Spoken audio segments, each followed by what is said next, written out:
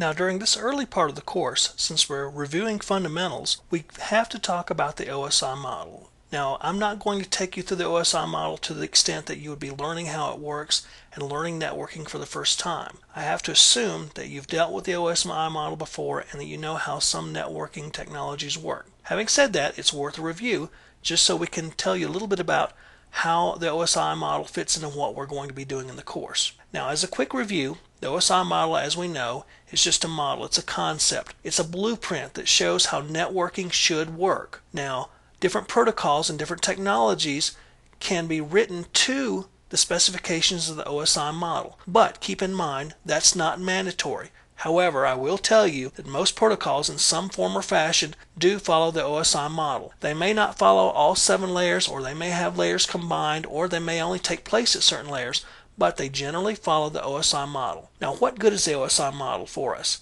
Well, it helps us to learn how networking does work, and more importantly, it helps us to learn how to troubleshoot general networking problems. If we're having a packet problem or a physical problem, understanding how networking works in terms of the OSI model can understand how to solve the problem.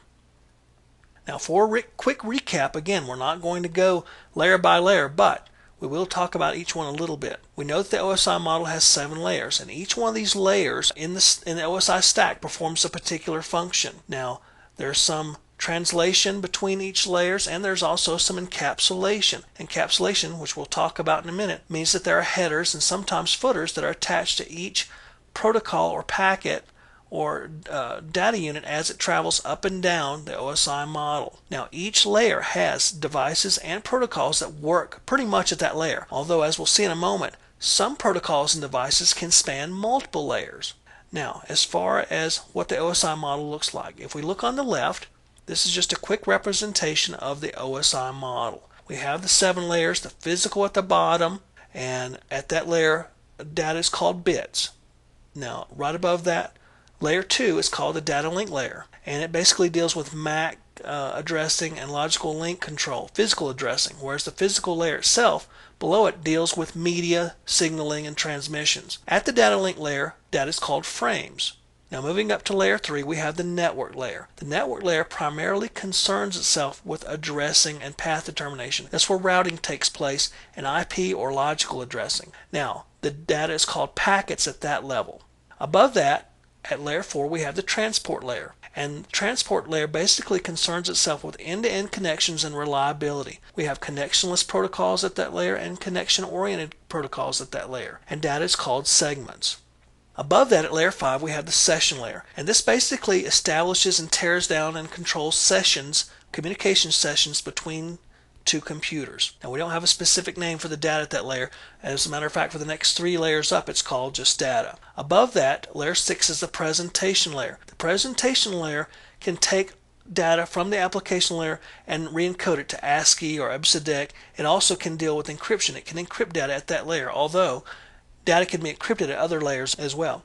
Above that is the application layer. Now, a lot of people think that the application layer basically means email and web browsing and so forth. That's not necessarily true. What the application layer concerns itself is the protocols that allow you to talk to the applications. For example, your email program will use SMTP or POP3 or IMAP, and those 3 are protocols that take place at the application layer, and the data unit is called data at that layer. Now, for packet analysis, what we're pretty much talking about is a couple of different layers here. We're talking about the transport and the network and sometimes the data link layers. We're talking about those 3 middle layers right up above the first layer. That's where most of our discussion is going to take place, because as we'll see when we start doing packet captures and analyzing them, that's pretty much what we're looking for. We're looking for patterns. We're looking for how the packets and data is constructed. We're looking for what particular items are in them that might cause problems on the network or might be used for attacks. So those 3 layers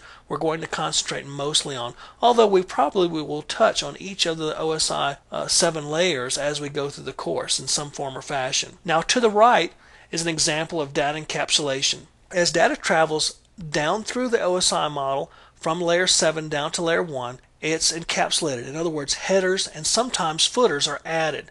The data from above with headers and so forth comes down to the next layer and another header is put on. Then that becomes all of that becomes data for the layer right below it. So even another header is put on. So whatever comes from above is considered data to the layer below, and a header and sometimes a footer is attached to that. When the communication process is reversed and data goes up the OSI model to the receiving computer, these headers and footers are stripped off. That's called de-encapsulation, if there is really such a word. But you can consider that as part of encapsulation also. But that's the process by which data travels up and down the OSI model. Now, as I said, we're going to be mainly concerned with the transport, network, and data link layers when we talk about packet capturing and analysis.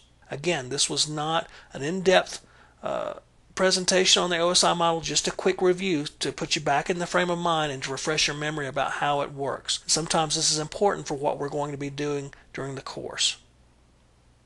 Now, the next diagram we can look at is kind of a diagram that shows how all these protocols might be connected within the OSI model. We see that protocols can take place above and below within each layer. Some protocols span different layers, such as FTP and Telnet and SMTP sometimes can span the application, presentation, and session layers, and so forth with other protocols as well. We see that at the transport layer we have TCP and UDP primarily. At the network layer we have routing protocols and ICMP and IP and so forth. So there's a wide variety of protocols we're going to be looking at, and this is how they fit into the OSI model. This is a simplistic diagram, but we will be looking at some of these protocols when we do our packet captures and analysis.